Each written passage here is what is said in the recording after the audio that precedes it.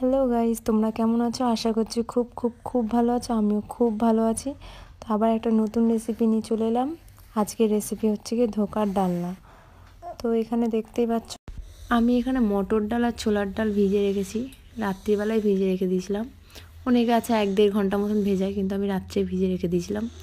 দেখতেই পাচ্ছ।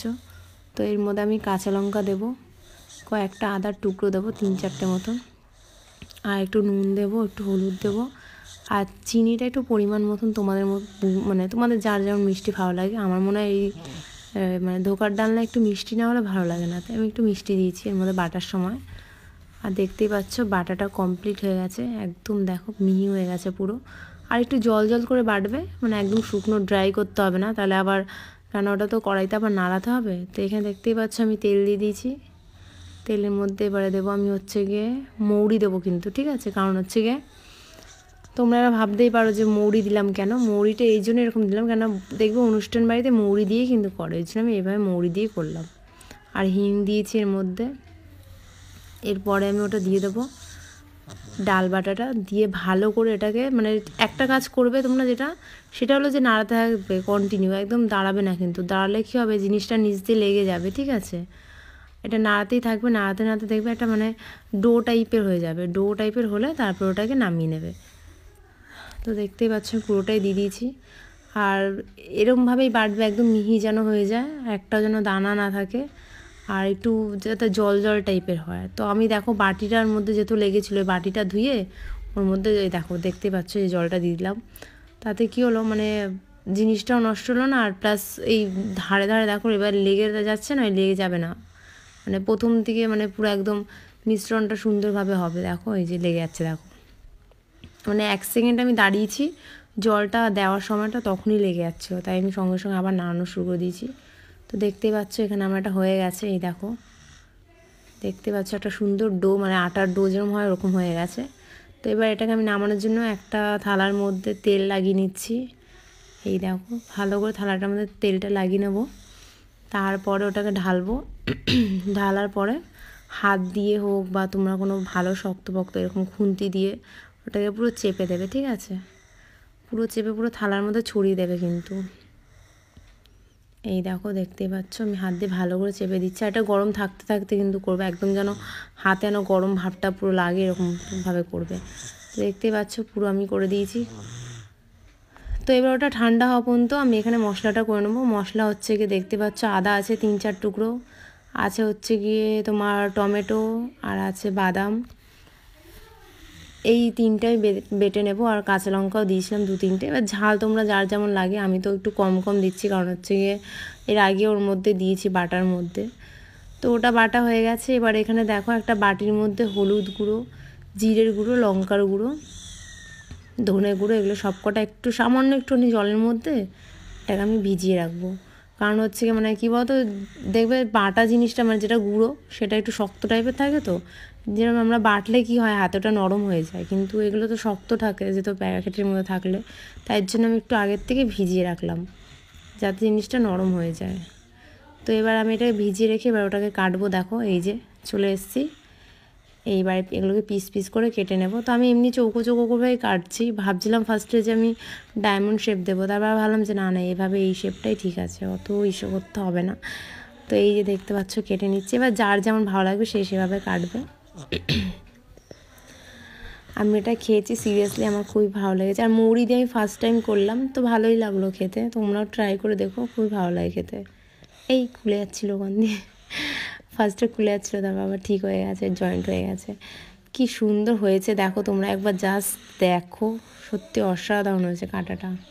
আমি পিস পিস করে কাটলাম, তো ফার্স্টে ভাবছিলাম যে কেমন হবে না হবে, তারপর দেখলাম না ভালোই হয়েছে। ভয় পাচ্ছিলাম যে যদি ভেঙে যায়, না ভেঙে গেলে জিনিসটা পুরোটাই নষ্ট হয়ে যাবে, এটা তো আর মানে পুরো বেকার, ফেলতে হবে, তরকারিতে দিয়ে তো আর কিছু হবে না, খাবেও না কেউ। তো দেখো কী সুন্দর হয়েছে কাটাগুলো, দেখে যেন মনে হচ্ছে পুরো মিষ্টি। তো তোমাদের একটা যেটা বলার ছিল যে এটা কিন্তু তোমরা বানিয়ে কিন্তু স্টোর করে রাখতে পারো, ঠিক আছে? ধরো যে আজকে বানিয়েছি আজকেই যে তোমাকে রান্না করতে হবে তার কোনো মানে নেই, তুমি বানিয়ে স্টোর করে রাখলে, যে দেখতে পাচ্ছ আমি স্টোর করে রাখলাম কতগুলো, আর এই কয়েকটা বানাবো। তো ওটা তোমরা এবার ভাবতে পারো যে কদিন রাখবো, হার্ডলি তাও ধরে নাও তোমরা 10-15 দিন ওটা রাখতে পারবে, ওইভাবে কোনো অসুবিধা নেই। ফ্রিজে রেখে দেবে নর্মালি। এবার ওটা যখন মানে রান্না করবে তার 1 ঘন্টা বা আধ ঘন্টা আগে বের করে নেবে। তো এখানে দেখতেই পাচ্ছ আমি গরম করে নিয়েছি তেলটাকে ভালো করে। আর রান্নাটা কিন্তু একদম পুরোটাই সর্ষের তেলে করবে, ঠিক আছে? কারণ হচ্ছে এই রান্না কিন্তু সর্ষের তেল ছাড়া ভালো লাগে না। এবার এটাকে ভালো করে কড়াইটা গরম করে তারপরে আমি এগুলো দিয়েছি, নইলে হচ্ছে গিয়ে তোমার নিচটা লেগে যাবে। আর যদিও বাই চান্স দেওয়ার সঙ্গে সঙ্গে নিচে লেগে যায়, তাহলে কী করবে বলো তো, কড়াইটা ধরে হালকা করে নাড়িয়ে দেবে। তারপরে এর মধ্যে দেবো তেজপাতা। আমি কিন্তু এর মধ্যে আর কোনো ফোড়ন কোনো কিছু আদার্স দেবো না। এই যা দেখলে গোটা তেজপাতা আর এই শুকনো লঙ্কা এই দিলাম। আর যেই পেস্ট আমি এটা বানিয়ে রেখেছিলাম সেই পেস্ট দিয়ে এবার এটাকে ভালো করে, মানে এটা কাঁচা গন্ধটা চলে যাওয়ার পরে তারপরে হচ্ছে যেটা বাটির মধ্যে গুলে রেখেছিলাম সেটাকে দিয়ে দেবো এবার। তো দেখতে এটা আবার বেশি ভাজবে না, কিন্তু হালকা জাস্ট একটু নাড়িয়ে একটা যে কাঁচা গন্ধ থাকে টমেটো সেটা যেন চলে যায় তারপর দেবে। তো এবার আমি দিয়ে দিলাম ওই বাটাটা, মানে সরি যে পেস্টগুলো আমি সব মিশিয়ে একসঙ্গে জলে ভিজিয়ে রেখেছিলাম সেটা দিয়ে দিলাম। দেওয়ার পর সঙ্গে সঙ্গে কিন্তু জল দেবে না, হ্যাঁ একটু মানে ভালো করে নাড়াচাড়া করে কষানো হয়ে যাবে, তখন তারপরে হচ্ছে যে বাটি ধুয়ে জলটা দিয়ে দেবে। এক্সট্রা জল দেবে না, মানে ওই বাটির মধ্যে যেটুকুনি জল হয় সেইটুকুনি দেবে। তোমাদের দেখিয়ে দিচ্ছি, এই দেখো ব্যাস অল্প একটু জল দিয়ে, এর থেকে বেশি জল দেবে না। তাহলে কি বলো তো, মানে এমনিওতে জানো এই তরকারিতে বেশি ঝোল হয় না, মানে হালকা গামাখা টাইপের হয়, তাতে খেতে ভালো লাগে। এবার আমি এর মধ্যে অ্যাড করব নুনটা দিয়ে এবার ভালো করে নাড়াচাড়া করে নেবো। তো গাইস দেখতে পাচ্ছ এখানে আমার মশলা প্রায় কষানো হয়ে গেছে। এবারে অ্যাড করবো এর মধ্যে আস্তে আস্তে আলুগুলো অ্যাড করে দেবো, কারণ হচ্ছে কি তেল ছেড়ে দিয়েছে মশলার। এবার আলুগুলো অ্যাড করে ভালো করে কষিয়ে নেব। আলুর সঙ্গে মশলার সঙ্গে সব কষানো হয়ে গেলে তারপরে এর মধ্যে অ্যাড করবো আমি গরম জল, ঠিক আছে? উষ্ণ গরম জল অ্যাড করে দেবে এর মধ্যে, তাতে কি হবে টেস্টটা ভালো আসবে। তো এবার আমি কি করব, এটাকে জল দিয়ে উষ্ণ গরম জল দিয়ে তারপর আটকে রেখে দেবো, মানে বন্ধ করে দেবো। দেখতে পাচ্ছ ঢাকা দিয়ে দিয়েছি। একটা জিনিস করবে এটা তোমরা, এটা কিন্তু সঙ্গে সঙ্গে কিন্তু দেবে না, ঠিক আছে? এই দেখো এই যে আলুগুলো প্রায় সেদ্ধ হয়ে এসছে অর্ধেক, তারপরে আমি হচ্ছে গিয়ে বড়াগুলো দিচ্ছি ওর মধ্যে। দেখো তোমরা ফার্স্টেই দিলে কি বলো তো একদম নরম তুলতুলে হয়ে যাবে আর ছেড়ে দেবে সব।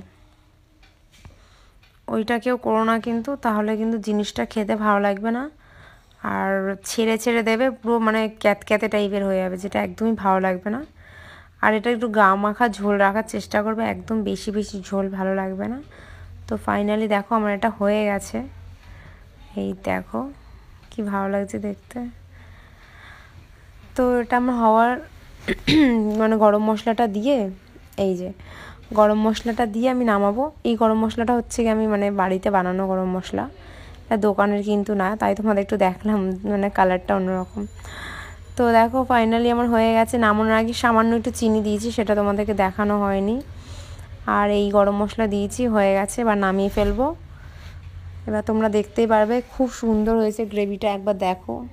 যদি আজকে রেসিপিটা একটু কিছু ভালো লাগে তাহলে লাইক করো, শেয়ার করো, কমেন্ট করো।